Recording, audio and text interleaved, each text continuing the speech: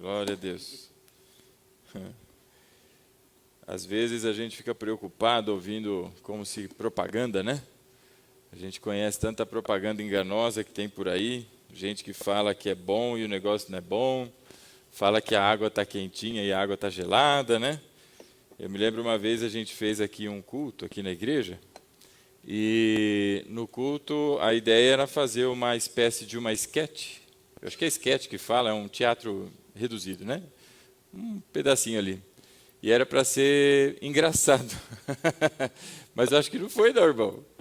E aí algumas irmãs lá falando sobre isso estavam dizendo, né? Falou, então, glória a Deus, porque esses irmãos mataram a gente de dar risada. E não matou, não. A gente riu depois dela falando que deu risada, porque não deu risada. Né? Foi, às vezes, um fiasco, né? Aquela sketch não deu muito certo. Mas o que está sendo dito aqui, meus irmãos, não é propaganda enganosa, não. Deus tem abençoado e derramado bênçãos sem medida. E a gente sente pelos irmãos que não estão tendo oportunidade de participar. Conhecemos as lutas, não é? Conhecemos as dificuldades, mas é tempo de perseverar, irmão. Mesmo quando não se tem um sol bonito lá fora, se tem algumas nuvens, não é, sobrevoando a nossa cabeça, é tempo de buscarmos a Deus, porque o Senhor, na sua graça, tem abençoado. Amém, irmão? Então não tem propaganda enganosa não, hein? É bênção de Deus.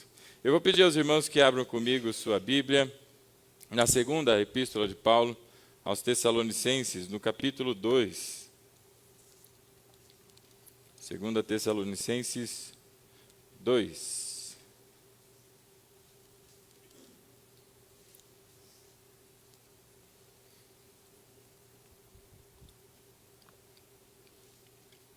Quem achou, diga amém. Quem não achou, diga peraí. 2 Tessalonicenses, capítulo 2. Nós vamos fazer a leitura do verso 15 em diante.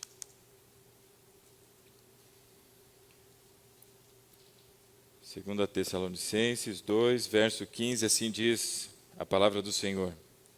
Portanto, irmãos, permaneçam firmes e apeguem-se às tradições que lhes foram ensinadas, quer de viva voz, quer por carta a nós, que o próprio Senhor Jesus Cristo e Deus, nosso Pai, que nos amou e nos deu eterna consolação e boa esperança pela graça, deem ânimo ao coração de vocês e os fortaleçam para fazerem sempre o bem, tanto em atos como em palavras. Até aqui, irmãos. Fechem os olhos, oremos. Santo Deus, Pai querido, obrigado, Senhor, por essa noite. Obrigado pelo privilégio que nos é dado de nos reunirmos em Teu nome, Pai. Pessoas não conhecem o Senhor e vivem vidas difíceis, Senhor. São tantos sofrimentos, Pai, mas a todos nós, ainda em dias complicados, ainda em dias, Senhor, que a aflição é grande, nós temos a esperança, nós contamos com o Senhor e aguardamos a sua volta, Pai. Bendito é o Teu nome, que nos deu boa esperança.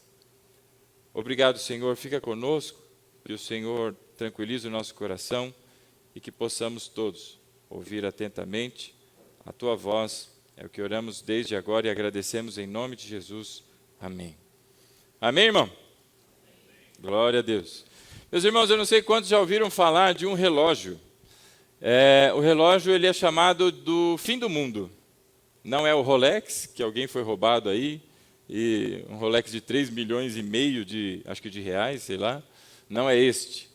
Mas em 1945, Einstein, mais alguns outros cientistas, um grupo razoável, eles se debruçaram para...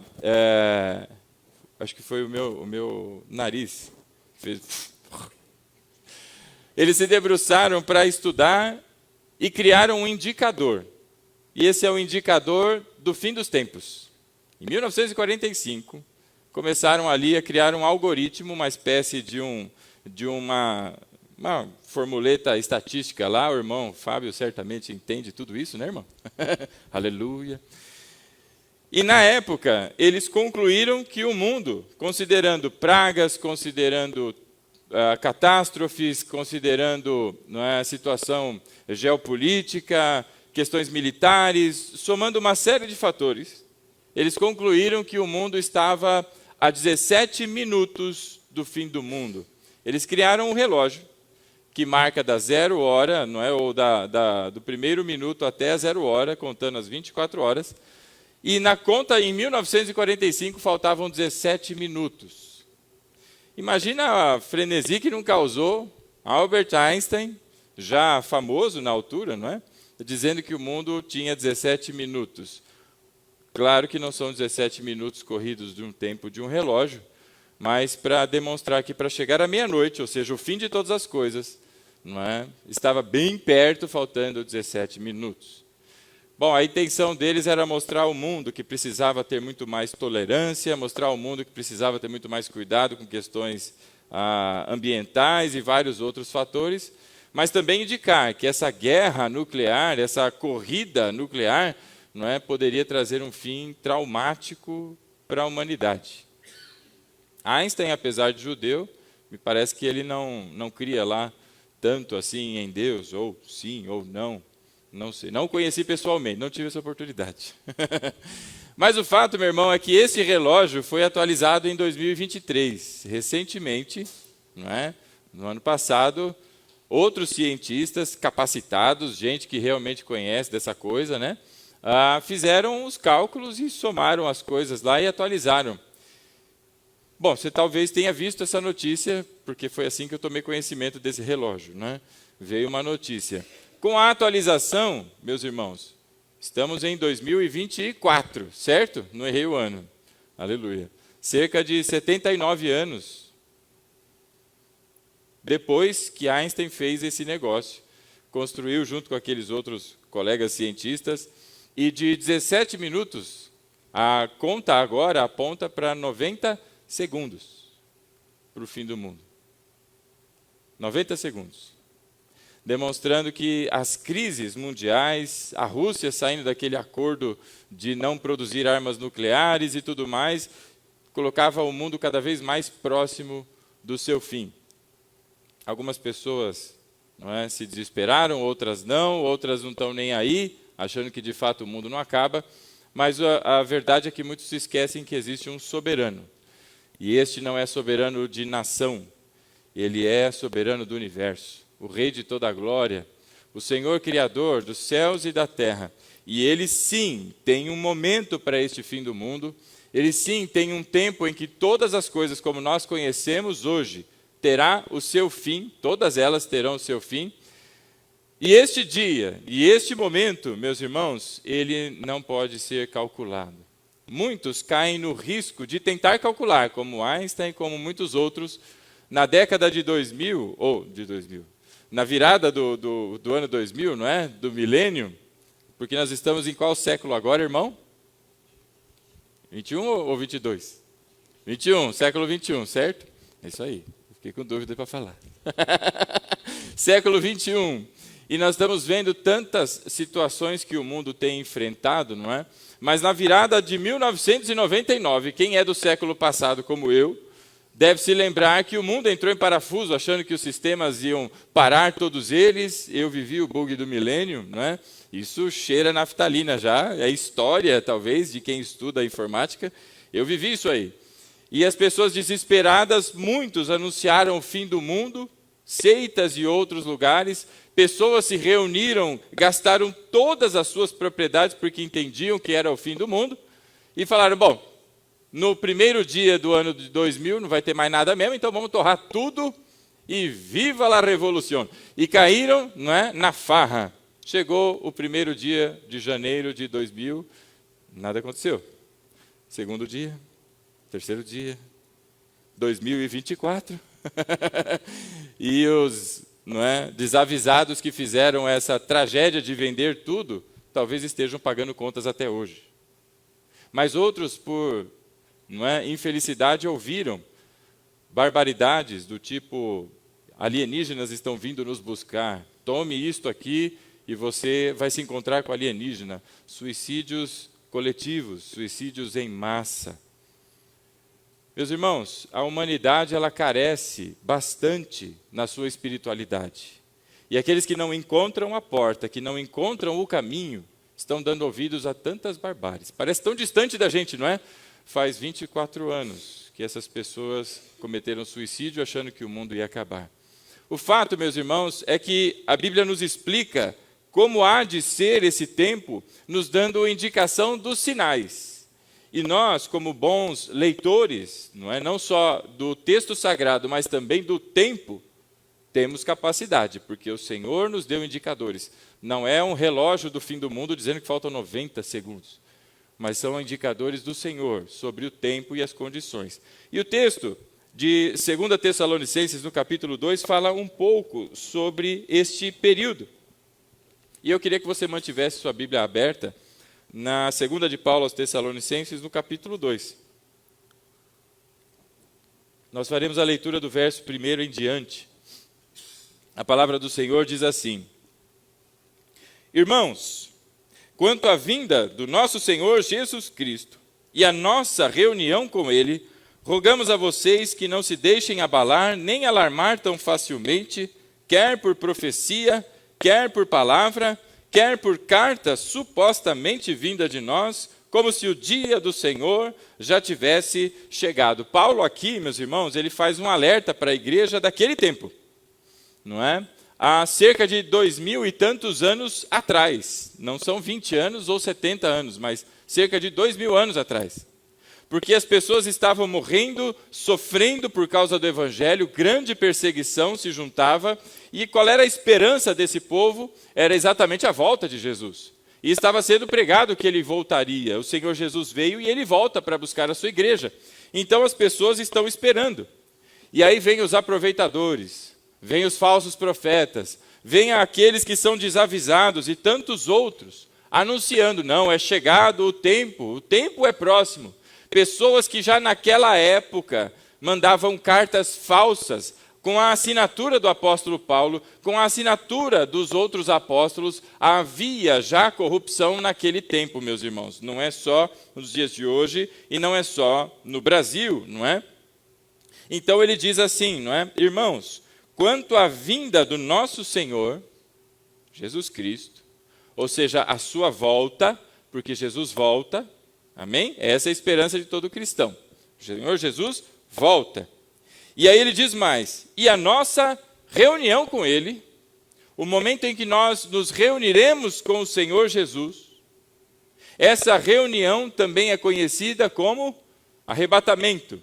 O momento em que nós nos ajuntaremos com o Senhor Jesus para sempre. Acerca da volta do Senhor Jesus e do arrebatamento da igreja, da nossa reunião com Ele, ele diz então, rogamos que não se deixem abalar e nem alarmar tão facilmente. Meus irmãos, o que é que a gente ouve por aí no meio evangélico? Jesus está às portas. Cuidado com esse tipo de afirmação, porque de fato o tempo está próximo. Estar às portas tem pelo menos duas possíveis interpretações, não é? Dizer que está bem perto, ou dizer que é logo aí. Do tipo, você não sabe, pode ser daqui a 5 minutos que Jesus volte. Pode ser amanhã que o Senhor Jesus volte. E é deste tipo de coisa que eu quero dizer a você, não se alarme com isso. É o que o apóstolo Paulo está dizendo. Não será daqui a 5 minutos e talvez não seja amanhã. Mas existe um tempo preparado. E que tempo é esse, meu irmão? Nós vamos ver pelo texto algumas coisas. Então ele diz assim, olha, não se deixem abalar tão facilmente, quer por profecia, que vem alguém aqui e disse, olha, Deus me disse. Se alguém fizer esse tipo de coisa, meu irmão, você sabe que é um falso profeta de cara. Porque ninguém sabe o dia e nem a hora. O Senhor não deu a revelar. Quer por palavra, quer alguém aqui pregando, dizendo, será daqui a X anos. Quando dos idos de 90, da década de 90, lá do século 20, não é? Em que se usava aquelas calças boca de sino. Era em 90 que usava? Não sei se era boca de sino, mas pelo menos a cintura da calça vinha até aqui no umbigo, né? Era aquela calça jeans que vinha grande assim, tinha aquela golona grossa. Eu estava vendo umas fotos antigas minhas, eu falava, Jesus, ainda bem que minha esposa não me conheceu nessa época. Ai, ai, ai. Mas naquela época saiu um livro que se chama O Código da Bíblia. Não sei quantos já leram, é antigo, esqueci até o nome do autor já. Mas alguém descobriu uma combinação, uma espécie de um algoritmo, Fábio, que você juntando caracteres e pulando um número padrão de caracteres, ou seja, você pega a primeira letra, pula 3, pega uma letra, pula 3, mais ou menos igual o Silvio Santos. 1, 2, 3, pim. 5, 6, 7, pim. E assim vai. Você vai pegando essas letras de maneira, num padrão, não é? E quando você junta, ela forma frases, ela forma nomes. E ela forma um nome perto de uma data. E esse nome perto de uma data coincidiu com o nome de alguém e que morreu naquela data. E as pessoas encontraram ali, na profecia de Daniel, sela este livro.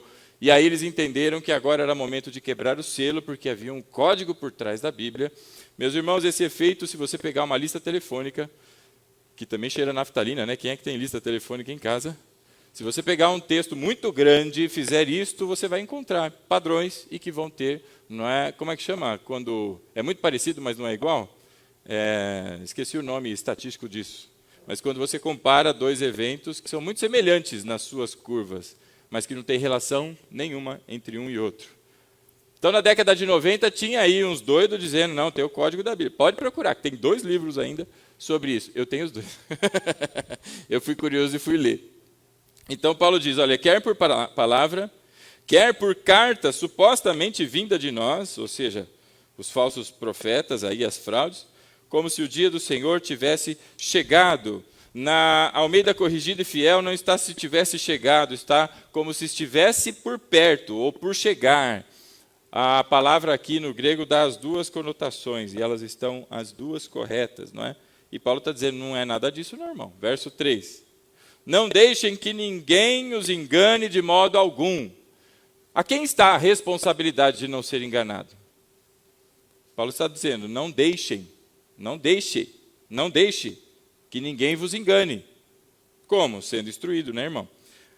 Antes daquele dia virá a apostasia e então será revelado o homem do pecado, o filho da perdição. Então por que não pode ser daqui a 5 minutos? Por que não pode ser amanhã, meu irmão? E tem um tempo para todas essas coisas, porque estes eventos antecedem o nosso encontro com o Senhor Jesus, a reunião com Ele, e a sua volta, que estão associadas. O nosso encontro com o Senhor e a sua volta estão associadas. Então, para que isso aconteça, não é? Olha aí comigo o verso 3, a parte B, ele diz assim, olha, antes daquele dia virá a apostasia. Apostasia, meus irmãos, nós entendemos, na maior parte das vezes, como abandono da fé. É alguém que está entre nós, comunga conosco aqui, participa dos estudos, ouve e de repente dá 5 minutos, bateu a cabeça, alguém fez um convite e ele sai do nosso meio e vai para qualquer outro lado, para qualquer outra, não é, variação de fé. E fé aqui não é fé em Cristo, é fé em qualquer outra coisa. É abandonar a fé como nós a conhecemos biblicamente, a fé cristã, como se diz. E vai para qualquer outro lugar. Seja espiritismo, seja seita, seja religião de matriz africana, seja o que for. Isto é apostasia, abandono da fé. É inverter o seu caminho. Enquanto conversão, você está para qualquer lado e vem para Cristo, a apostasia é deixar de ir para Cristo e ir para qualquer outro lado. Este é o primeiro sentido que está na cabeça de quase todo crente. Glória a Deus por isso, porque é este, não é amplamente o sentido que vem na Bíblia. Mas existe um segundo sentido para a palavra apostasia. E esse segundo sentido é de rebeldia, rebelião. E aí tem vários outros motivos. É usado, por exemplo, para um motim político, por exemplo. Então tem vários outros fatores que podem estar associados a essa questão da apostasia. Não necessariamente um êxodo grande da igreja para qualquer outro lado, um abandono geral e em grandes proporções, não é, da fé para qualquer outro caminho, não necessariamente. Mas acompanhado de outros textos, em Apocalipse, em outros textos bíblicos que falam de escatologia, nós percebemos que nestes tempos, o número daqueles com fé será muito menor. A fé há de se esfriar, como diz a palavra. e haverá então sim a apostasia no sentido do abandono da fé. Portanto, nós já estamos vendo esse período chamado de apostasia. Quantas pessoas, meus irmãos, entraram, invadiram os templos, encheram catedrais, encheram lugares, e numa década, pelo menos, quando eu me converti, eu me lembro de grandes igrejas, e que hoje estão meio que minguadas. Continuam havendo as megas igrejas por aí. Mas o número, pelo menos o que mostra o IBGE, de pessoas que se pronunciam, professam a fé cristã evangélica, como nós a conhecemos, a fé bíblica, não é? Este número tem reduzido. É só acompanhar aí as estatísticas. Então, essa situação, este momento de apostasia, nós já vivemos. Agora, em grande proporção, tal qual é descrito nos textos sagrados, este é um tempo que ainda não se manifestou. Então, não posso dizer que será daqui a 5 minutos, ou pode ser a qualquer momento. E aí alguém vai pegar o texto lá de Paulo também, a 1 aos Coríntios, do capítulo 15, e vai dizer, olha, é num piscar de olhos, irmão. Fique atento. Essa é a pregação terrorista, é a tentativa de causar medo. E não precisa ter medo, porque o amor aperfeiçoa a todos nós e lança fora o medo. Aquele que está em Cristo não tem que temer, na verdade ele deve ansiar por esse dia. E que bom seria se fosse daqui a 5 minutos mesmo. Chega de ver gente nas ruas, não é, passando necessidade, chega de ver famílias sendo destruídas por conta de um rabo de saia ou por qualquer outra razão, chega de ver tanta desgraça e tanta desolação nesse mundo. Seria tão bom se Jesus voltasse. É como a igreja clama, Maranata, ora vem, Senhor Jesus. Mas este tempo pertence ao Senhor e Ele é quem administra. Então o apóstolo Paulo diz assim, olha, antes daquele dia virá a apostasia. E então, no meio desse período chamado grande aí de apostasia, se revelará o homem do pecado, o filho da perdição. Nós também o conhecemos como o anticristo. Há pessoas hoje dizendo que o anticristo é o Papa. Eu ouvi de 2 ou 3 papas para trás, né? Aquele que veio ao Brasil, como é que chamava ele? O João Paulo II, eu acho, né? Este é o anticristo, aí um homem morreu, veio o outro. Agora esse aí é o Ratzinger, porque esse homem é muito rígido, é ele o anticristo. Também ele agora é um papa emérito, nem sei se está vivo ainda, já foi também, já morreu e agora está um papa argentino. Eu vivi para ver um papa argentino. Não é? E estão dizendo que é este aí. Eu já ouvi dizer também que é o Lula, tem semelhanças, né? Sem nenhuma questão partidária aí, irmão. Tem muita gente falando que esse é o anticristo, ele é aquele. A verdade é que existem muitos anticristos. Todo aquele que labuta contra a fé cristã é um anticristo. É o Trump agora. Tomou até um tiro na orelha, né? E devem associar com Pedro arrancando a orelha daquele guarda, aí o cara tomou um tiro na orelha. Olha as viajadas que dá, né?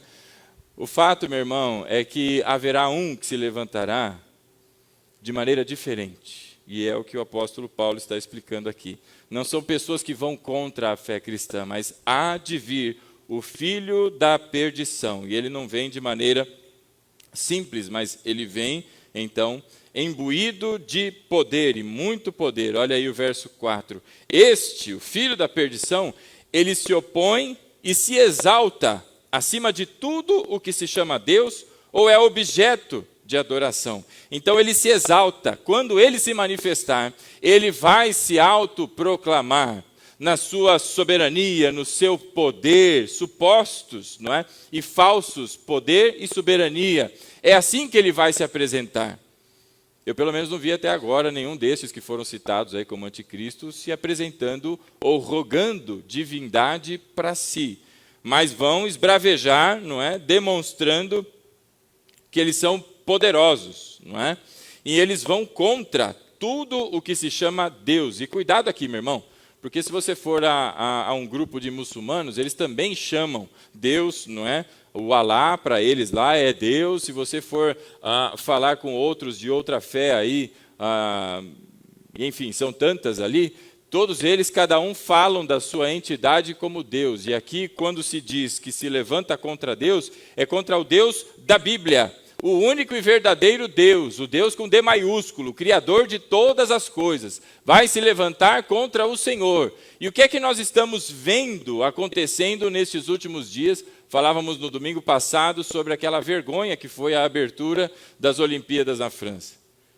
O que é que nós vimos no carnaval antes da pandemia ou durante a pandemia? Não, durante não foi, porque não tinha. Não é? Então, o que é que nós estamos vendo? Pessoas se levantando e indo contra. Este é o movimento. Então, as preparações já estão acontecendo. Não durma no ponto. Não é daqui a 5 minutos, mas está perto. Por isso está às portas, porque está aquecido, o tempo está aquecido. E aí ele continua dizendo, não é? Verso 4. Este, o anticristo, o filho da perdição, ele se opõe e se exalta acima de tudo que se chama Deus, ou é objeto de adoração. Ele vai se exaltar e vai se opor, chegando até a assentar-se no santuário de Deus, proclamando que ele mesmo é Deus. Então, quando você ouvir um louco neste mundo bradando, de proporção global, não é aqui na esquina alguém falando, eu sou Deus. Não, é gente com, não é? Proporção global, se apresentando como Deus.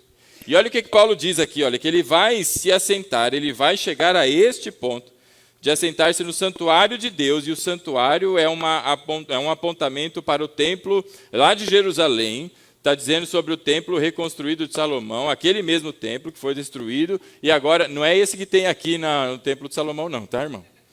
Não é esse aí não, porque esse aí já tem gente tentando sentar no trono lá, e não está conseguindo, né?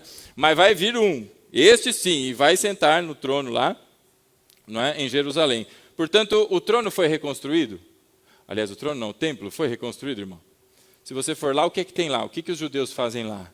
Eles ficam lá, naquele movimento, não é? Eu não sei muito bem por que eles fazem assim, mas é o chamado muro das...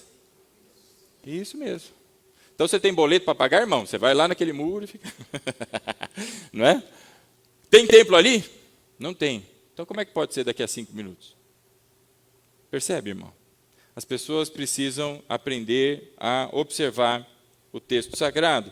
E este, que virá imbuído de poder, o anticristo, ele há de se sentar no trono, rogando para si, não é? Toda adoração e as divindades, não é? Como se ele fosse verdadeiramente Deus. E aí no verso 5, o apóstolo Paulo diz o seguinte, olha, vocês não se lembram de quando eu ainda estava com vocês e costumava lhe falar dessas coisas? E aí o apóstolo Paulo em Éfeso, escrevendo para os irmãos em Tessalônica, não é? Ele diz, vocês não lembram quando eu estava por aí, a gente estava reunido, batendo papo, conversando, durante a exposição, eu falei sobre isso para vocês. Meu irmão, eu queria ter estado lá. E ouvido do apóstolo Paulo, não é? Usado pelo Espírito Santo falando dessas coisas. E de que coisas? Deste tempo. Ora, porque as pessoas estão dando ouvidos aos, não é, aproveitadores, a falsos profetas? Ele está dizendo, eu estive aí. Não dá ouvido para essas coisas, não. Verso 6. E agora, vocês sabem o que é que o está detendo, para que ele seja revelado no seu devido tempo. Ponto. Há alguma coisa segura o anticristo para que ele seja revelado. Ele não foi revelado ainda. Alguma coisa o segura. Alguma coisa o detém. Essa palavra para deter, meu irmão, ela é usada em vários outros momentos na Bíblia, e se você for olhar para ela, o sentido é de deter mesmo. É Jesus querendo passar e a multidão segura. A multidão fica na frente e ele tem dificuldades para passar, está sendo retido, detido, é nesse sentido. É de impedir o avanço. O que está impedindo o avanço do anticristo? Verso 6, o apóstolo Paulo diz, olha, nos dias que eu estava aí, eu contei para vocês. Vocês não lembram, não? Eu contei o que era. Verso 6, e agora vocês sabem. Paulo está afirmando que é de conhecimento deles o que é que segura, para que ele seja revelado no seu devido tempo. E olha aí o verso 7. A verdade é que o ministério da iniquidade já está em ação. restando apenas que seja afastado aquele que agora o detém. O ministério da iniquidade já está em ação. Por isso, meu irmão, os preparativos não começaram agora. Os preparativos começaram há muito tempo atrás. Quantos momentos da história a gente vê os homens se inflando e se levantando contra o Evangelho, e em algum determinado momento há um retorno às Escrituras. A igreja se perdendo, e como nós vimos aí mais ou menos em 1500 e alguma coisa, não é, no período da Reforma, totalmente dispersos, indo para lados que não tinham nada a ver com a Bíblia, mas o Senhor promove no tempo dele um caminho para a igreja retornar, o caminho de volta às Escrituras. E há movimentos e acontecimentos. O fato é que não é de hoje, meu irmão, que se luta contra a família. Isso não é uma agenda de esquerda, como alguns falam. Isso é muito maior do que a esquerda, inclusive. Não é? Para quem é de partido A, partido B, ou tem algum sentido. Isso aí, meu irmão, é uma agenda do inferno. É uma agenda do inferno que se levanta contra os princípios bíblicos, contra a moralidade que o Senhor apresenta. Pessoas que vão dizer que determinadas formas de amor são lícitas, porque é a manifestação da pureza do amor, sendo que o Senhor, meu irmão, apresenta que isso não é manifestação de amor, e isso não é puro, ao contrário. Há impiedade e iniquidade em todas essas formas. Eu não sei quem foi que postou, acho que foi meu pai que postou num dos grupos que a gente participa, talvez de família, que uma senhora, ela se casou consigo mesma. Foi isso? Ela fez um casamento. E ela casou-se consigo mesma, porque ela se ama muito. Ela se vestiu de noiva, né? E fez a celebração dela, e ela casou-se consigo mesma. Nome do cônjuge, Maria Aparecida. Desculpe aí as Marias Aparecidas, né? Nome da senhora Maria Aparecida. Nossa, que coincidência. Sou eu mesmo. Eu me casei comigo mesmo. Mães que se casam com filhas ou com filhos, não é? Casamentos de toda a sorte, tudo isso na tentativa de destruir ou de desconstruir isto que a sociedade entende como uma célula tão importante. E que não é uma célula importante, não é um evento, uma estrutura da sociedade, mas é algo que nasceu no coração de Deus e desde muito se tenta destruir. Não é de hoje que se tenta tirar, meu irmão, a posição do homem. Como foi dito aqui, eu comentei, não é? De que não é propaganda enganosa. Quem perdeu o culto dos homens hoje, atenção homem, perdeu literalmente. Porque foram expostas as verdades acerca da responsabilidade e a virilidade que se espera de todos nós, homens, na sua casa, na sua família, não é? E desde quando? Há muito que se tenta destruir, de esposas que tentam se levantar como as grandes generais em casa e deixar o homem como um bananão. Tudo bem que tem homem que se, não é, submete a tudo isso. Mas atenção, homens, ainda que você se sujeite e goste desse tipo de coisa, haverá um dia que você vai prestar contas para o Senhor, porque Ele entregou a você a sua família. Eu falava sobre isso essa semana com um casal que vai se casar em breve, não é?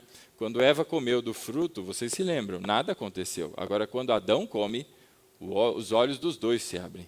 E finalmente se percebem nus, finalmente sentem medo, finalmente tentam se esconder do Senhor. Até então nada tinha acontecido.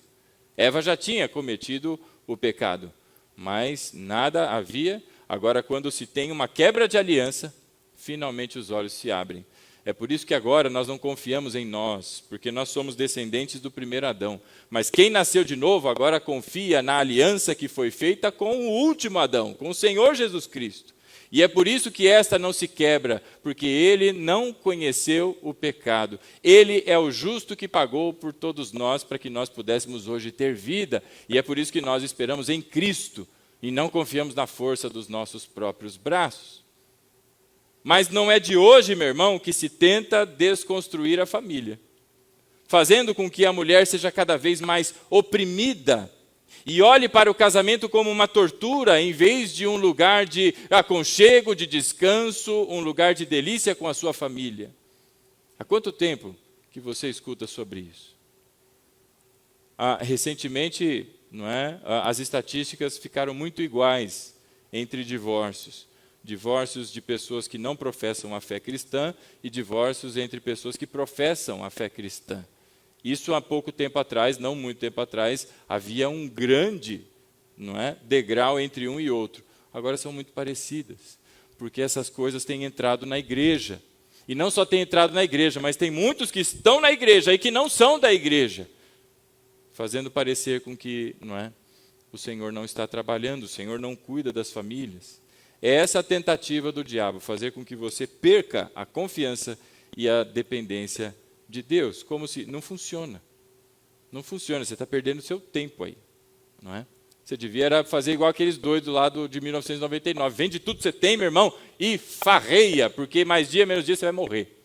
É isso que o diabo está tentando com um monte de gente. E as pessoas estão olhando para o casamento mais ou menos assim.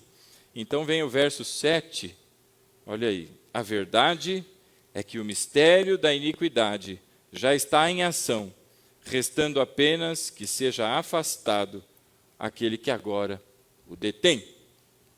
Meus irmãos, eu queria que você prestasse atenção comigo, que existem algumas coisas que estão acontecendo para que finalmente, não é, chegue este dia, o tão esperado dia para todos nós. Primeira coisa que precisa acontecer, não é?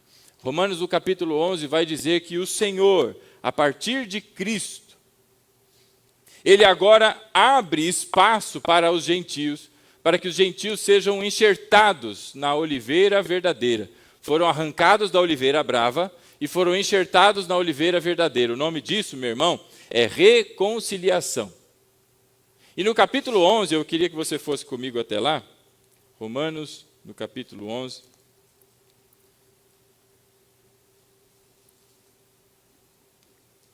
Quem achou, diga amém. No verso 25. Olha aí o que é que diz a palavra do Senhor. Irmãos, não quero que ignorem este mistério, para que não se tornem presunçosos. Israel experimentou um endurecimento em parte. Até que o quê? Até que se chegue à plenitude dos gentios. Enquanto não houver a plenitude dos gentios, e o que é a plenitude dos gentios? O Senhor, na sua soberania, escolheu dentre estes chamados gentios, pessoas que serão agora ajuntados à fé. Aqueles que não procuravam a fé a encontraram, é o que diz Paulo nesses trechos de 9 a 11, os capítulos de 9 a 11 de Romanos. Não procuravam, mas encontraram. Quem são estes? Estes que estão entre os gentios. Paulo, certa vez, queria deixar uma cidade e o Senhor diz a ele, permaneça, porque ainda há pessoas neste lugar. Ainda há gentios. É deste tipo de gente que ele está falando.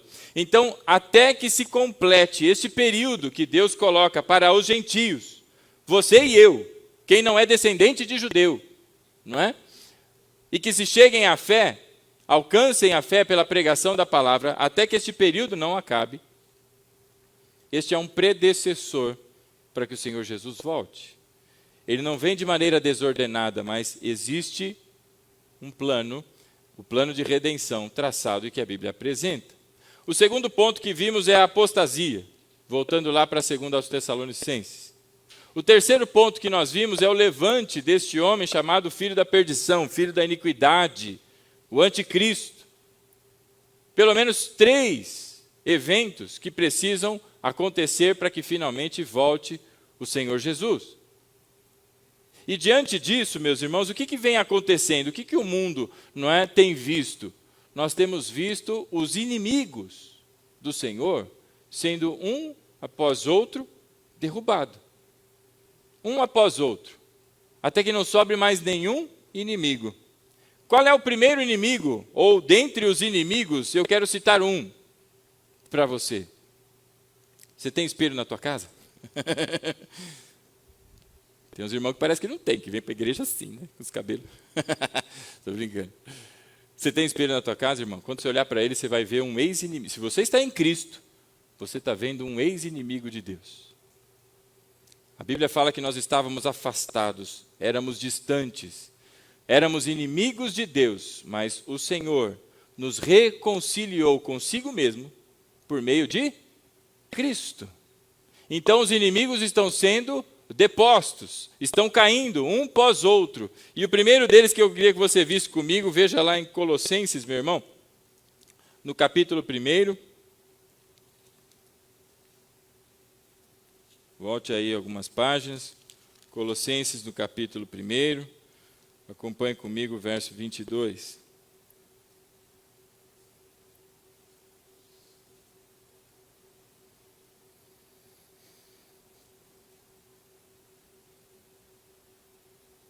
Aliás, vamos ler do 21 em diante. Verso 21 diz assim, olha: antes vocês estavam separados de Deus, e na mente de vocês eram inimigos por causa do mau procedimento de vocês. Mas agora ele os reconciliou pelo corpo físico de Cristo, mediante a morte, para apresentá-los diante dele inculpáveis e livres de qualquer acusação. Então o Senhor nos reconcilia consigo mesmo. Este grupo de gentios que o Senhor fala, em outros versículos ele os chama também de eleitos, são estes que hoje permanecem como inimigos, mas haverá o tempo que a graça os alcançará. E assim como você e eu fomos convencidos do nosso pecado pelo Espírito de Deus, eles também assim o serão. E deixarão de ser inimigos pelo corpo físico de Cristo, pela morte na cruz, que paga pelos pecados. O segundo inimigo que eu queria destacar aqui para você, talvez este tenha sido aquele que viesse primeiro à sua mente, não é? Agora no capítulo 2 ainda de Colossenses, não é? Veja aí comigo os versos de 13 em diante.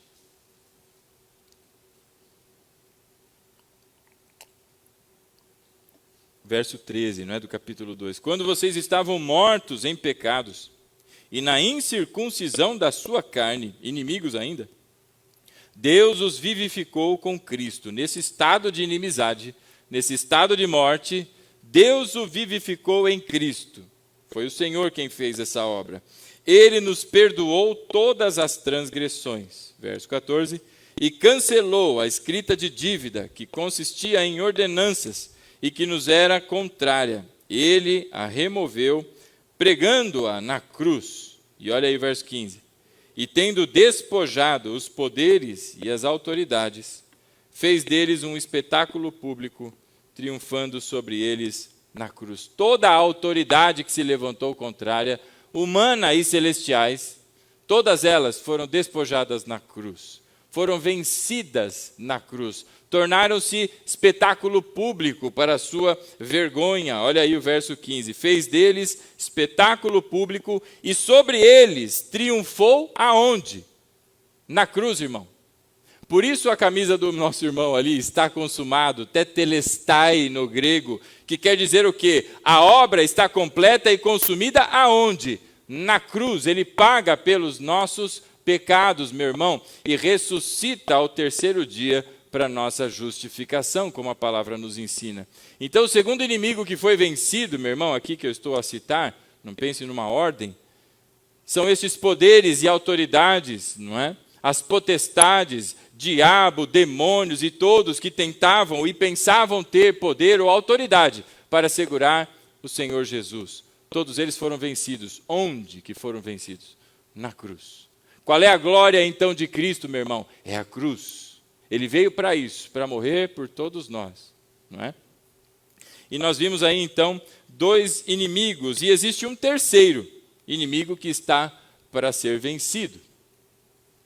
Este terceiro inimigo, o apóstolo Paulo cita ele, na 1 aos Coríntios, do capítulo 15, eu vou pedir a você que siga lá comigo, voltando mais um pouquinho, bom para tirar a poeira, né, e alguma possível teia de aranha aí da Bíblia, né? Passar pelos livrinhos aí. Tem os irmãos que estão com biblinha nova, tá com as folhinhas grudadas ainda, né? Desgruda aí, irmão. 1 aos Coríntios, capítulo 15. Quem achou, diga amém. Veja aí comigo, meus irmãos, o verso 26.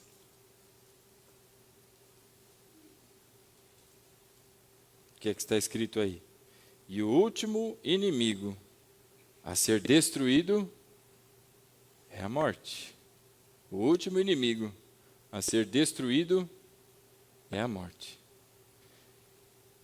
Diante desses fatores, meus irmãos, o apóstolo Paulo agora, no capítulo 15, de 1 aos Coríntios, passa a explicar para aqueles irmãos, uma igreja que tem bastante dificuldade, bastante problemas, não é?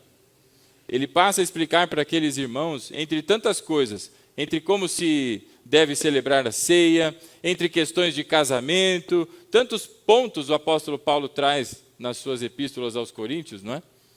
No capítulo 15 ele começa ensinando para estas pessoas, não é? Qual é o evangelho que ele prega. E o evangelho que ele prega no capítulo 15, não é? É sobre a ressurreição. Ele diz que o Senhor Jesus vem, não é? Olha aí o capítulo 15, verso 3. Pois primeiramente lhes transmiti o que eu recebi, que Cristo morreu pelos nossos pecados, segundo as Escrituras, foi sepultado e ressuscitou ao terceiro dia, segundo as Escrituras, e apareceu a Pedro e depois aos 12. Depois disso apareceu a mais de 500 irmãos de uma só vez, a maioria dos quais ainda vive, embora alguns já tenham adormecido. E aí ele vai e continua a explicar para estas pessoas o propósito da exposição do Evangelho. Começa a explicar novamente qual é o Evangelho que se prega, porque muitas pessoas estavam também dando ouvidos a notícias falsas. Lá em Tessalônica, o que Paulo estava dizendo para eles no capítulo 2 da segunda epístola, é que as pessoas achavam que estava às portas o Senhor Jesus, mas tem coisas que precisam acontecer antes. Aqui essas pessoas estavam em dúvida se de fato havia ou não ressurreição. Ora, meus irmãos, aqueles que criam no Messias, criam nele porque ele apresentou sinais miraculosos, que indicavam que ele de fato era o Messias. Tantos sinais foram apresentados, tantos milagres foram apresentados, e aqueles que viram, reconheceram nas Escrituras, creram em Cristo. E agora, para todos nós que vimos que tudo isso já aconteceu, creram, não é, que o Senhor Jesus vinha. Para todos nós agora, como cremos que o Senhor Jesus volta? Qual é a prova, qual é a evidência que o Senhor Jesus volta, meu irmão? Ora, que ele não está morto, ele está vivo. Ele ressuscitou, e ressuscitou ao terceiro dia. E essa é uma prova evidente, e não é uma prova sozinha e solitária no meio do texto sagrado. Mas é exatamente o princípio que sustenta todo o contexto da fé cristã. Pessoas que não creem na ressurreição simplesmente não creem em Cristo, creem em qualquer outra coisa. É o que Paulo vai dizer aqui no capítulo 15. Ora, se Cristo não ressuscitou, irmão, então a gente está tudo aqui de brincadeira, a gente está tudo fazendo qualquer outra coisa aqui, é um ajuntamento e não serve para nada. Tão verdadeiro é que Cristo não ressuscitou sozinho, mas ele foi a primícia, como vai dizer aqui o apóstolo Paulo. Volta comigo no capítulo 27 de Marcos. Meus irmãos, que dia deve ter sido... Mateus, eu falei Marcos, né? Perdão, é Mateus. 27 de Mateus. Que dia deve ter sido este? O dia, madrugada de quinta para sexta, em que Cristo foi crucificado. A sexta-feira, que do meio-dia até as 3 horas da tarde ficou tudo escuro, no pico do sol ficou tudo escuro, e as pessoas ali não entenderam lá muito bem o que estava acontecendo, terremotos, o véu se rasgou de cima a baixo às 3 horas da tarde, quando ele disse está consumado. Que final de semana foi este? E aí no capítulo 27, veja aí comigo, o verso 50. O Senhor Jesus, a essa altura, já havia sido crucificado, logo pela manhã, passou o dia pendurado naquele madeiro e até que às 3 horas da tarde, verso 50, depois de ter bradado novamente em alta voz, Jesus entregou o Espírito. Naquele momento, o véu do santuário rasgou-se em 2 partes, de alto a baixo, a terra tremeu e as rochas se partiram. Verso 52. Os sepulcros se abriram e os corpos de muitos santos que tinham morrido foram ressuscitados. E saindo dos sepulcros, depois da ressurreição de Jesus, entraram na cidade santa e apareceram a muitos. Logo em seguida da ressurreição de Jesus, Mateus diz que muitas outras pessoas tiveram ali o seu sepulcro também aberto e ressuscitaram. Eu fico a pensar, você está lá no domingo, você acorda de manhã cedinho, não sei qual é a tua rotina, uns acordam e já vão para o banheiro, outros acordam, vão escovar o dente, vai, sei lá, fritar um ovo, eu sei lá o que você está fazendo e de repente aparece uma pessoa morta da tua família e chega a bater em casa, fala, opa, tudo bem? Oh, meu Deus do céu. Que você está fazendo? Eu estou vendo coisa. Não, calma. Esse é o poder da ressurreição, meu irmão. É a evidência de que a morte foi vencida. Não é? Há um teólogo que diz que a morte morreu, não tem mais morte, a morte não segura, porque Cristo ressuscitou. Esta morte, meu irmão, tal qual nós a conhecemos, ela tem prazo de validade. Essa morte também já foi vencida e haverá um tempo em que não haverá mais morte tal qual nós a conhecemos. Por isso Paulo apresenta ali, voltando a 1 aos Coríntios do capítulo 15, como o último inimigo a ser vencido. E aí o verso 20, não é? Do capítulo 15 da primeira de Paulo aos Coríntios, a palavra diz o seguinte: mas de fato Cristo ressuscitou. Por que ele diz de fato? Para que não se tenha dúvidas, irmão. Cristo ressuscitou. Tentaram lá inventar histórias de que roubaram os restos mortais do Senhor Jesus. Tentaram inventar tantas histórias, mas não conseguiram, não é, ocultar a verdade de que Cristo ressuscitou dentre os mortos. E aí o verso 20 diz que ele é as primícias dentre aqueles que dormem. Quem são os que dormem, meus irmãos? Os que estão mortos. Aqui há uma palavra mais aveludada para dizer os mortos, não é? Assim como alguém vai dizer que está com uma doença terrível, diz que está com uma doença, não é, muito difícil e não fala que está em fase terminal, não é? Diz que está um tempo difícil, é uma maneira de você atenuar a situação. E aqui diz aqueles que dormem. Quem são os que dormem? Os que estão mortos, não é? E aí ele diz assim no verso 20, que o Senhor Jesus é a primícia dentre aqueles que dormem. Primícia. Que palavra é essa, irmão?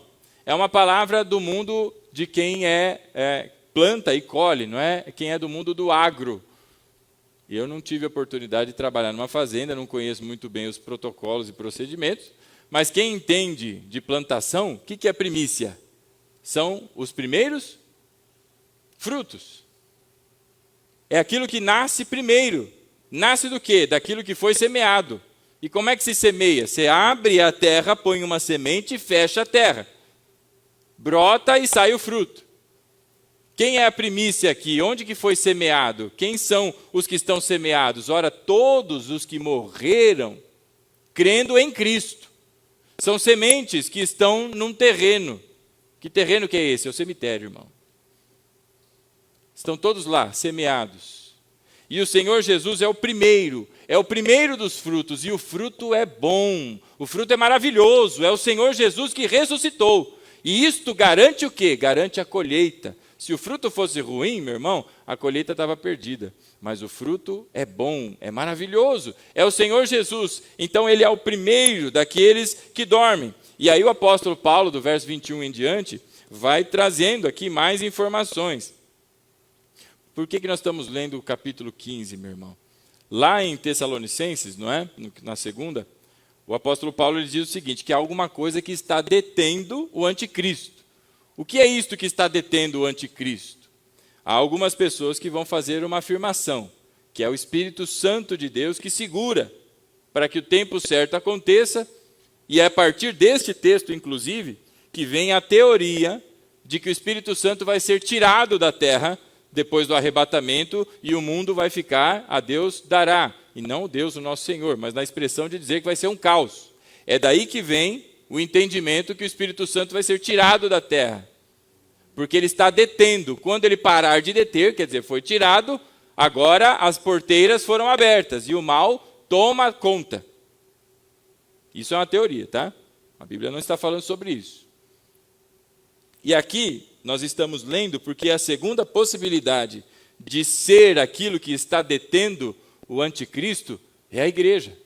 É o avanço da igreja. Então nós estamos vendo aqui para que a gente possa observar o que diz o apóstolo Paulo. No verso 21, de 1 aos Coríntios, no capítulo 15, visto que a morte veio por meio de um homem só, seu nome é Adão, também a ressurreição dos mortos veio por meio de um só homem, Jesus. Pois da mesma forma como Adão, todos morrem, em Cristo todos serão vivificados. Mas cada um por sua vez. Existe uma ordem, né, meu irmão? Cada um por sua vez.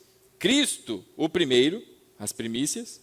Depois, quando ele vier, os que lhe pertencem. Então, quando ele vier, a volta, texto lá de Tessalonicenses, quando o Senhor Jesus vier e a nossa reunião com ele, ou seja, quando a igreja for arrebatada, se trata do mesmo assunto aqui. Então, vamos fazer a leitura novamente, não é?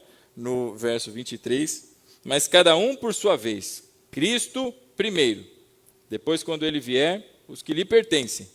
E aí, então, verso 24, virá o fim, quando ele entregar o reino a Deus, o Pai, depois de ter destruído todo domínio, autoridade e poder. E aí ele vai falar que todas as coisas estão sujeitas ao Senhor Jesus, e o Senhor Jesus está sujeito ao Deus Pai. No verso 29. Se não há ressurreição, meu irmão, o que farão aqueles que se batizam pelos mortos? Volta ali ao verso 33. Não se deixem enganar. As más companhias corrompem os bons costumes. Como justos, recuperem o bom senso e parem de pecar, pois alguns há que não têm o conhecimento de Deus, e digo isso para a vergonha de vocês. Todas essas coisas, meu irmão, o apóstolo Paulo está dizendo é que haverá uma ressurreição. Essa ressurreição ela não vai acontecer de maneira desordenada, mas ela vai acontecer no dia da volta do Senhor Jesus. E essa ressurreição, ela tem uma ordem. Primeiro, a Cristo, que já aconteceu, e depois, todos aqueles que creram. E naqueles que creram, primeiro, aqueles que dormem, para em seguida os que estiverem vivos, não é? E aí veja no verso 50, ainda de 1 aos Coríntios, no capítulo 15, ele diz assim: irmãos, eu lhes declaro que carne e sangue não podem herdar o reino de Deus, nem o que é perecível pode herdar o que é imperecível. Eis que eu lhes digo um mistério, que nem todos dormiremos, mas todos seremos transformados. E essa transformação é dessa glorificação do corpo no tempo da ressurreição, não é? Daqueles que estiverem mortos e os que estiverem vivos terão seus corpos transformados. Verso 52. Num momento, num abrir e fechar de olhos, ao som da última trombeta, pois a trombeta soará, e aí os mortos ressuscitarão incorruptíveis e nós seremos transformados. Paulo propõe aqui a possibilidade de que ele esteja vivo, por isso ele usa o nós. Se Cristo vier, se todos esses eventos acontecerem e ele ainda estiver vivo, não é? Ele também, junto com quem estiver vivo, será transformado. Senão, serão todos os que dormem ressuscitados primeiro. Então, aqueles que morreram em Cristo vão ressuscitar primeiro. Não importa quantos anos, meu irmão, desde que a sua morte aconteceu. Essa é uma segurança para aqueles, meu irmão, que estão vendo as coisas acontecendo, o tempo passando, e o Senhor Jesus não volta. E o que vai acontecer, meu irmão? Em Cristo há uma palavra reta e segura. A boa esperança que nele temos, de que ele vem para buscar a sua igreja. Ele é o Senhor de vivos e de mortos, meu irmão. Não importa se descansa já no Senhor. O descanso é uma maneira de falar como aqueles que dormem, né? E sobre isso, abrir um parênteses, né? Tem a tal da doutrina do sono da alma. Meu irmão, não sei se você pensa sobre isso, se você tem visto algum material sobre. Isso não tem amparo nenhum bíblico, meu irmão. Não tem sono. Ninguém fica dormindo, não é? O corpo ele vai para debaixo da terra e a alma vai para o Senhor, meu irmão. É o que você vê ali na parábola do rico e de Lázaro e tantos outros exemplos, não é? Não fica em estado de dormindo como se você tivesse lá 2000 anos dormindo e de repente Cristo volta, acordei, né? Está em hibernação.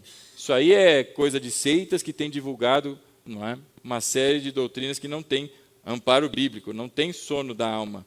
E aí ele está dizendo, não é, no verso 52, num momento, essa palavra momento, meu irmão, que você está lendo aí, na Almeida Corrigida e Fiel está instante, né? Essa é a palavra átomo, quer dizer que é numa condição indivisível, não tem como, não é daqui a 5 minutos, 2 minutos para cá, é naquele instante, que não tem como separar, naquele momento, como num abrir e fechar de olhos, não é? Quando soar da trombeta, os mortos ressuscitarão incorruptíveis e nós seremos transformados, pois é necessário que aquilo que é corruptível se revista de incorruptibilidade e o que é mortal se revista de imortalidade. Quando, porém, o que é corruptível se revestir de incorruptibilidade, verso 54, e o que é mortal de imortalidade, então se cumprirá a palavra que está escrita: a morte foi destruída pela vitória. É neste dia, na volta de Cristo, meu irmão, a morte que já foi vencida, ela será destruída. Não tem mais, essa morte não tem mais, não é? A morte foi destruída pela vitória. E aí vem o verso 55, que tem aquele louvor, não é? Bem agitado. Ó morte, onde está a morte? A sua vitória, onde está o seu aguilhão? E aí o verso 56, não é? O aguilhão da morte é o pecado. E a força do pecado é a lei, mas graças a Deus que nos dá vitória por meio do nosso Senhor Jesus Cristo. E aí vem uma orientação do apóstolo Paulo, presta atenção. Portanto, meus amados irmãos, mantenham-se firmes, não é? E que nada os abale, nem esse tipo de notícia falsa, não é? De que não existe ressurreição, que nada os abale. Sejam sempre dedicados à obra do Senhor, pois vocês sabem que no Senhor o trabalho de vocês não é inútil. Então, enquanto este dia não chega, enquanto esse momento em que teremos os corpos transformados ou ressuscitados para a vida, se nós não estivermos mais vivos nesse dia, há algo que nós devemos fazer. Verso 58 começa a dizer aqui, temos que nos manter firmes, sem que sejamos abalados, sempre dedicados à obra do Senhor, porque o nosso trabalho não é inútil. Voltando lá para a segunda aos Tessalonicenses, não é?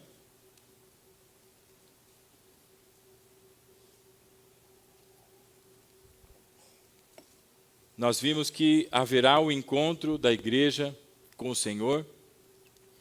E aqui, meus irmãos, existem maneiras diferentes de se observar. E isso não é um problema. Isso não é uma maneira de a gente falar, esse irmão aqui é um herege, coisas assim. Existe aquilo que nós chamamos pré-tribulacionismo, mid-tribulacionismo e pós-tribulacionismo. Você já ouviu falar sobre essas coisas? O que isso quer dizer? São pessoas que estão buscando entendimento dentro dos versos bíblicos em que momento há de acontecer o arrebatamento. É antes, por isso pré-tribulacionista, é antes da tribulação? Os irmãos lembram da tribulação, né? O período de 7 anos. É no início da tribulação? É o pré-tribulacionista? Outros vão dizer, não, é no meio, porque vão passar 3 anos e meio de paz. Nesse tempo a igreja está aqui, é o mid-tribulacionista. Outros vão falar, não. É depois, a igreja vai vai sofrer junto os outros 3 anos e meio, agora não tem paz mais, é perseguição, é tempo bem difícil, é tempo de desolação, meu irmão. São 7 anos, ao final de 7 anos é quando o Senhor Jesus volta e busca a sua igreja. Não importa qual das 3 teorias, porque são teorias, viu, irmão? A Bíblia, ela fala sem dar detalhes diretos, porque nós não sabemos o dia e nem hora. O que nós temos aqui são informações de que isso vai acontecer. Agora, se é antes, se é no meio ou se é depois, há quem pense de um jeito e há quem pense de outro. Não tem problema. Quem pensa que a igreja será arrebatada antes da tribulação, É aquele que olha para o texto que nós estávamos lendo aqui, ou aliás, não lemos, agora na primeira de Paulo aos Tessalonicenses, né, no capítulo 4. Olha aí a primeira de Paulo aos Tessalonicenses no capítulo 4, irmão. Escatologia é um tema que as pessoas têm bastante dúvida, né? E minha ideia aqui não é falar sobre isso, é só trazer alguma luz aí. No verso 13 do capítulo 4. Irmãos, não queremos que vocês sejam ignorantes quanto aos que dormem, para que não se entristeçam como os outros que não têm esperança. Então Paulo está trazendo uma palavra de consolação, de conforto. Porque nós todos vamos viver tempos em que vemos pessoas nascendo na nossa família, mas também nós vamos ver tempos em que pessoas estão partindo da nossa família. E aqui Paulo está dizendo, olha, neste tempo, e é um tempo difícil, não é? Ele diz, olha, não se entristeça como os outros que não têm esperança. Verso 14. Se cremos que Jesus morreu e ressurgiu, cremos também que Deus trará, mediante Jesus e com ele, aqueles que nele dormiram. Ou seja, mesmo depois da morte, como disse o Senhor Jesus para a família de Lázaro, aquele que crê em mim, ainda que esteja morto, viverá. E aqui ele continua, não é? Verso 14. Se cremos que Jesus morreu e ressurgiu, cremos também que Deus trará mediante Jesus e com ele aqueles que nele dormiram. Verso 15. Dizemos a vocês pela palavra do Senhor que nós, os que estivermos vivos, os que estiverem vivos naquele tempo, e os que ficarmos até a vinda do Senhor, certamente não precederemos os que dormem, ou seja, os que já morreram, pois dada a ordem, com a voz do arcanjo e o ressoar da trombeta de Deus, e esse versículo é usado pelos adventistas para dizer que o Senhor Jesus é um anjo, é o arcanjo, né? É Miguel. Pois dada a ordem e a voz do arcanjo e o ressoar da trombeta de Deus, o próprio Senhor descerá dos céus e os mortos em Cristo ressuscitarão primeiro. Veja a ordem que Paulo já tinha dito, né, em 1 aos Coríntios. Os mortos em Cristo ressuscitarão primeiro. Vão ressuscitar. Estarão aqui como você e eu, só que com corpos glorificados, como ele apresenta lá em 1 aos Coríntios capítulo 15. E aí, nós, os que estivermos vivos, se assim estivermos pela graça de Deus nesse dia, seremos transformados, e aí, veja aí o verso 17. Depois nós, os que estivermos vivos, seremos arrebatados com eles nas nuvens. É todo mundo junto. É a igreja numa única vez sendo arrebatada. É o momento único, como aquele átomo descrito pelo apóstolo Paulo, não é? É indivisível esse tempo. Não é que pegou um agora, 2 amanhã, 3 vai vindo assim, tem uma logística do Senhor. Não, não. Neste dia, todos, não é? E aqui um parêntese, né? Aqueles filmes que falam sobre isso, Deixados para Trás e entre outros, vão mostrando as pessoas sumiram e as roupinhas dobradinhas em cima da cama, né? A coberta arrumadinha, né? Veja que a turma se organizou, né? Meu irmão, todos os eventos de arrebatamento que a Bíblia narra, ela narra que são eventos visíveis, que as pessoas veem, não é? Eliseu viu Elias subindo, os discípulos viram o Senhor Jesus subindo. Então, muito provavelmente, esse evento, o evento do arrebatamento da igreja, será visível, muito provavelmente, não é?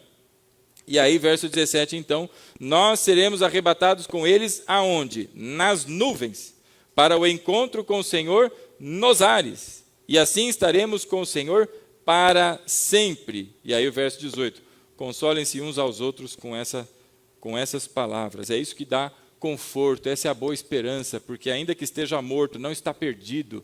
O Senhor Jesus guarda e já está com o Senhor, porque a alma não está dormindo não, irmão. Já está com o Senhor. O corpo não. Já está enterrado, está deteriorado. Aí alguém falou, mas pastor do céu, e quem é vítima de naufrágio? Está perdido, porque a água caiu no meio do mar. Meu irmão, não importa onde, no meio do mar, se no fogo, se enterrado na terra, o Senhor do barro construiu o homem, não é? Agora, neste tempo, o Senhor ressuscitará a todos, e junto com a igreja que estiver viva, todos subirão e se encontrarão com o Senhor aonde? Nos ares. Então aquele que é pré-tribulacionista, porque o Senhor Jesus volta quantas vezes, irmãos? Uma ou duas? Uma vez, certo? Então se ele está aqui, e não é o fim ainda, começa a trazer alguma confusão. Se ele está vindo e ainda continua a tribulação, como é que a gente explica a volta dele quando vai botar o fim em tudo? E aí os pós-tribulacionistas vão dizer, está vendo? É por isso. Porque quando ele vier, ele vai botar fim em tudo. Então aí sim a igreja sobe. Só que aí tem outros problemas, porque se a igreja subir, Apocalipse diz que o céu que vai descer. E o céu vai ser montado aqui, não é? Ora, então, como assim? Como é que funciona? E tem uma série de desencontros aí entre uma e outra. Por isso é importante que se estude.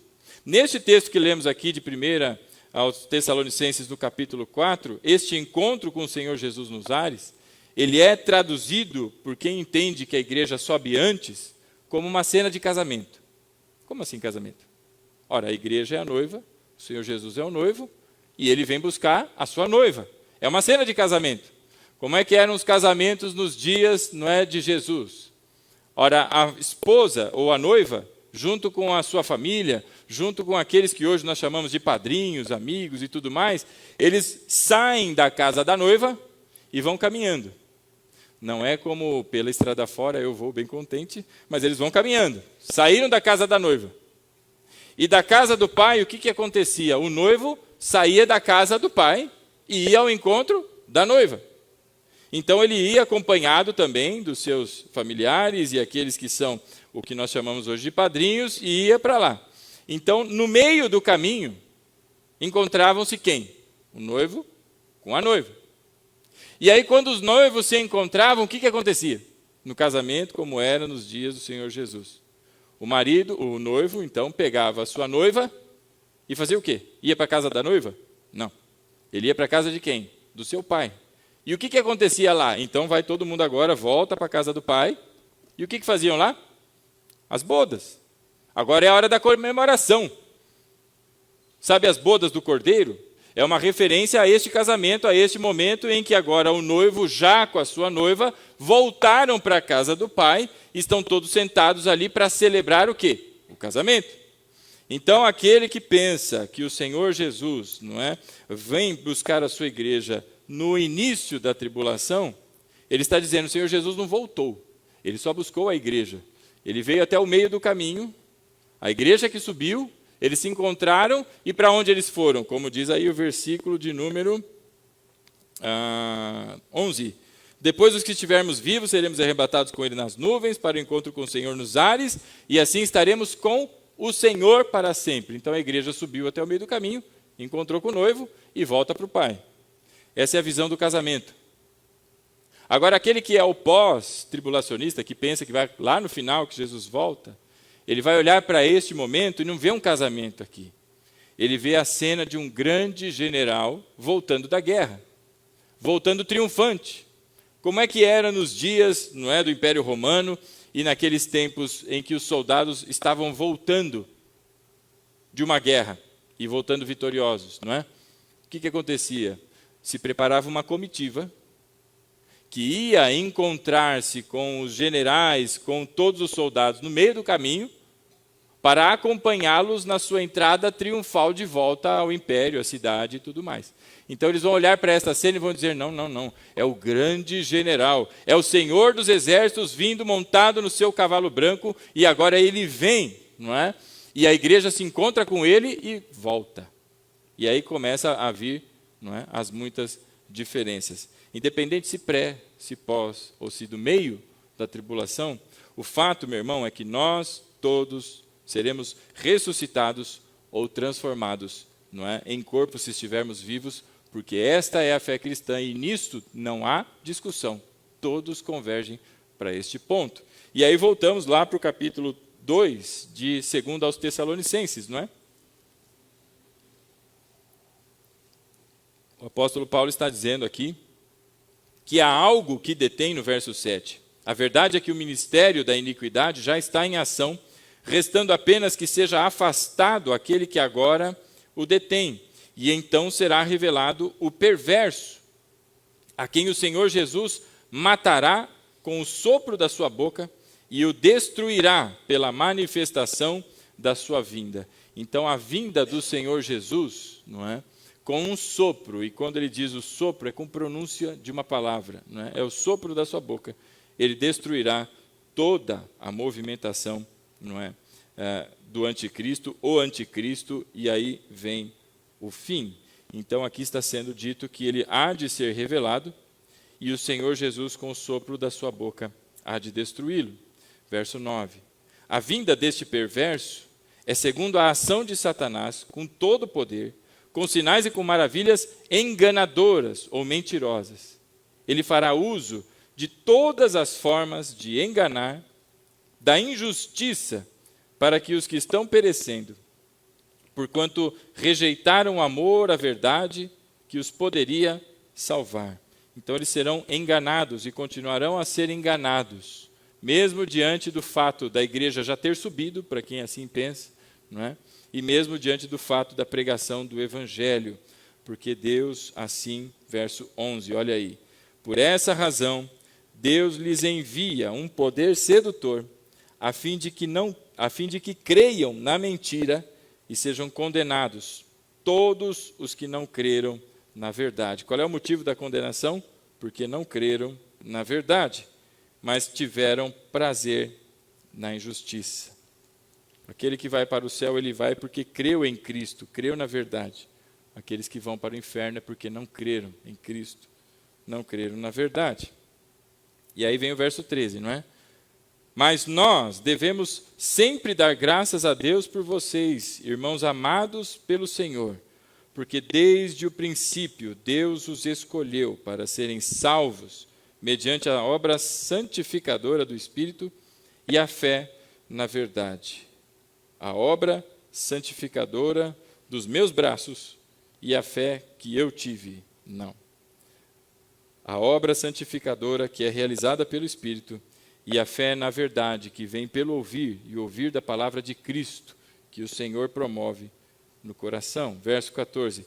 Ele os chamou para isso por meio do nosso evangelho, a fim de tomarem posse da glória de nosso Senhor Jesus Cristo.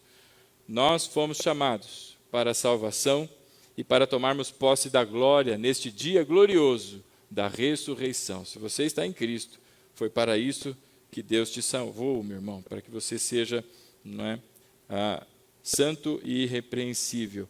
E aí, depois de trazer toda a exposição, chega no texto que nós lemos no início, que é uma orientação do apóstolo Paulo. Diante de todas essas verdades, irmãos, que existe ressurreição, nós não podemos ser enganados por pessoas que pensam que isso tudo é balela. Teve provas, teve evidência, o Senhor Jesus é ressurreto. Junto com ele, muitas outras pessoas, no mesmo tempo, na sua ressurreição, também ressuscitaram e apareceram ali entre as pessoas em Jerusalém. E haverá o dia em que ele volta. Na sua volta, sua parúzia, meu irmão, nós vamos finalmente, então, com eles, né, nos juntarmos e todos com o Senhor para sempre. Essa é a nossa esperança, essa é a boa esperança que nós temos em Cristo. Ok, e até lá, o que é que a gente faz? Hoje, no louvor aqui, nós tivemos um momento de consagração, não é? E nosso irmão Henrique trouxe a palavra lá em Tito, no capítulo 2, e que fala muito sobre isso, não é? Até que ele venha, nós devemos continuar pregando o Evangelho. É isto que Paulo está fazendo, é o que nós estamos vendo agora. Até que ele venha, o que é que eu faço? E aí vem o verso 15. Portanto, irmãos, permaneçam firmes. Você já ouviu isso lá em 1 Coríntios, do capítulo 15, lembra? Permaneçam firmes e não se abalem. Continuem trabalhando, porque o seu trabalho no Senhor não é inútil. Lembra disso? Agora o apóstolo Paulo está falando de novo. Portanto, irmãos, permaneçam firmes e se apeguem à tradição ou às tradições que lhes foram ensinadas, quer de viva voz ou quer por carta nossa. Você deve se apegar ao quê, meu irmão? A todo esse ocultismo evangélico, a colocar sal em cima da televisão, copo d'água em cima da... Você pegar lencinho santo que o outro passou no sovaco e agora não sei o quê. Pegar o quê, meu irmão? Você vai se apegar à palavra santa do Senhor, à sã doutrina. Se apeguem, estejam firmes. Olha aí o verso 15. Permaneçam firmes, firmados, meu irmão, firmados na rocha, e se apeguem às tradições que lhes foram ensinadas. Tradição é coisa que vem passando de geração a geração. Isso começou com o Senhor Jesus, meu irmão. Passou aos apóstolos. Nós conhecemos como a sã doutrina, a doutrina dos apóstolos, e vem sendo ensinada ao longo dos séculos até os dias de hoje. É nessas tradições que a gente deve se apegar. E não à tentativa de moldurar a igreja com as novas tendências deste mundo. É tempo, meu irmão, de rejeitar aquilo que não compartilha da palavra de Deus e aceitar, meus irmãos, e abraçar com toda a nossa força aquilo que o Senhor nos apresenta na sua palavra, porque são dias difíceis. As pessoas estão dizendo por aí, não é? Que não tem ressuscitação, ou ressurreição, desculpe, coisa nenhuma. Outros vão dizer ali que é falso esse negócio do Senhor Jesus voltar. Já se passou tanto tempo, acho que ele perdeu o horário, há quem diga, até hoje, não é? E tantas outras coisas. Ou é amanhã, é logo amanhã, e fica aquele desespero, o que a gente faz, e agora? E o apóstolo Paulo está dizendo, meu irmão, até que ele venha. Nós vamos o quê? Permanecer firmes. Firmados na palavra e na sã doutrina, nas tradições do Evangelho, e não neste mundo, permanecer firmes. Apegados então a essas tradições, e tradições que nos foram passadas por carta nossa, como diz o apóstolo Paulo, no nosso caso, ou para aqueles irmãos que ouviram o apóstolo Paulo pregar. Por isso ele diz, vocês não se lembram quando eu estive aí com vocês? E falávamos sobre aquilo que detém o anticristo? E aí o verso 16, que o próprio Senhor Jesus Cristo e Deus, nosso Pai, que nos amou e nos deu eterna consolação e boa esperança pela graça, deem ânimo ao coração de vocês e os fortaleçam para sempre fazerem o bem, tanto em atos como em palavras. Meus irmãos, hoje é dia de nós nos assentarmos à mesa, como nós nos assentaremos nas bodas do Cordeiro, como assim o Senhor já nos anunciou, nesse casamento, quando o noivo vier buscar a sua noiva. É tempo de nós nos atentarmos que os sinais que o mundo está mostrando, não é? Indica que estão aquecidos os momentos e há de chegar este dia.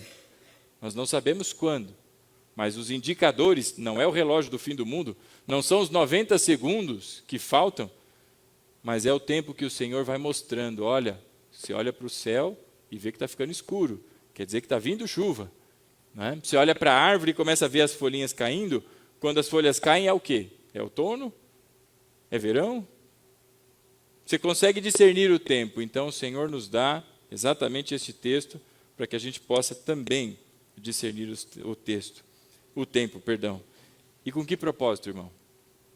Com o propósito de que a gente se apegue às verdades bíblicas e até que Ele venha, nós avancemos e avancemos na sua palavra. Até que Ele venha, nós vamos continuar pregando o Evangelho.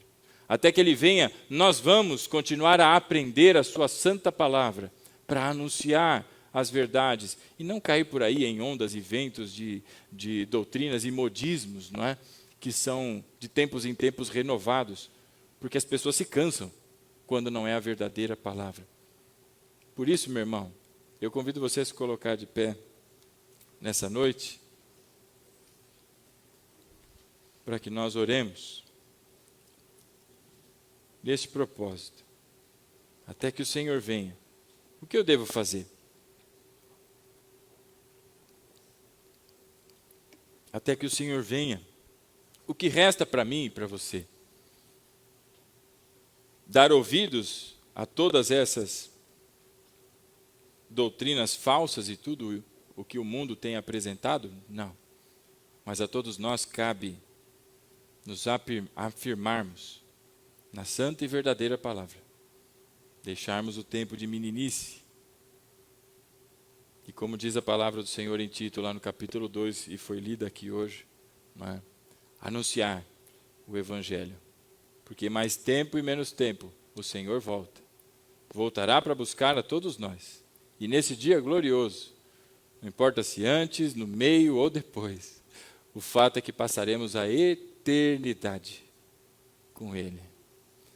Diante dessas coisas, meus irmãos, o tempo que nós temos aqui, ele é precioso. Foi dito aqui também pelo irmão Fábio, não é? Tempo de nós olharmos ao nosso redor e com gratidão reconhecermos aquilo que o Senhor já nos presenteou. E dedicarmos nosso tempo a isso, à nossa família, aos nossos irmãos, ao Evangelho, porque vai chegar o dia em que nós seremos arrebatados. Meu irmão, você já pensou? Você tem medo de voar de avião? Quando o avião começa a subir, você vai olhando pela janelinha e fala, meu Deus! Vai chegar um dia em que você vai subir para os céus e vai se encontrar com o seu Senhor nos ares. Você vai olhar para baixo, vai parecer um monte de formiguinha, mas você vai olhar para o alto e vai ver o Senhor vindo na sua glória. Louvado seja Deus. E Paulo diz que essas palavras têm um propósito, para o consolo da nossa alma. Tempos difíceis, não? Dias, sejam de luto, sejam de dureza e aflições. O que nos dá esperança? Qual é a nossa boa esperança? Ele vem. E vem buscar a sua igreja. Até lá, eu tenho um compromisso com o Senhor, você também, de anunciarmos a boa semente. Porque muitos estão sendo semeados. E assim como as primícias que já foram recolhidas, estes também serão recolhidos pelo nosso Senhor. Feche os olhos onde você está.